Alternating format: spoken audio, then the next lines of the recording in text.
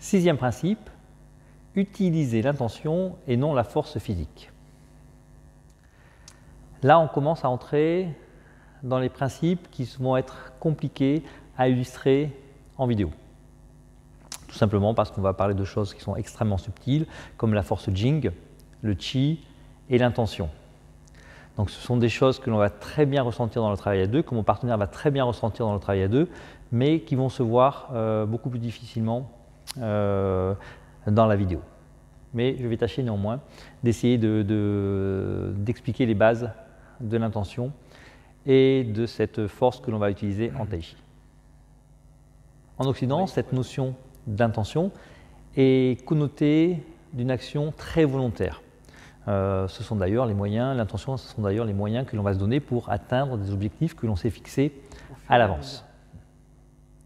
Au fur et à mesure de la pratique du Tai Chi Chuan, on va comprendre différemment cette notion d'intention.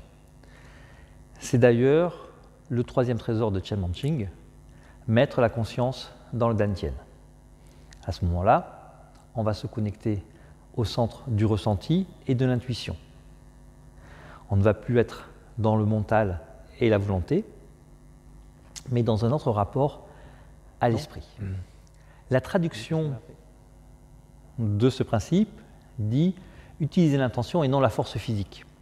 Il y a là peut-être une petite erreur de traduction, car en chinois, on dit qu'il ne faut pas utiliser la force li, pu yong li.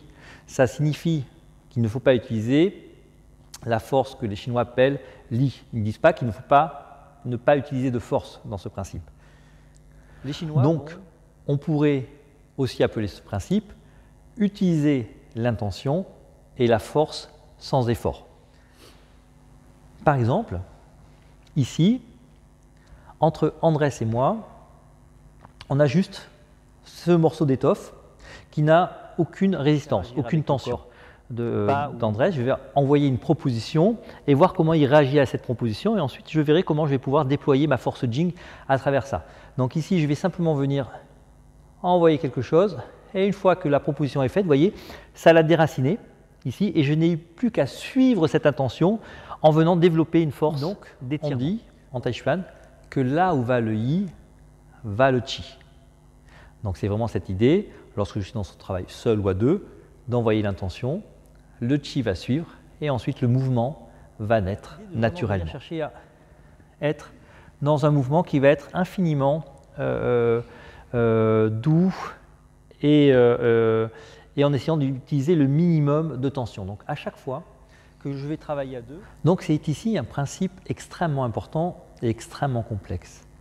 On va travailler sur cette histoire de I, d'intention, et de force sans effort. On va raffiner le tout pour transformer notre corps et notre esprit, pour qu'ils deviennent harmonieux.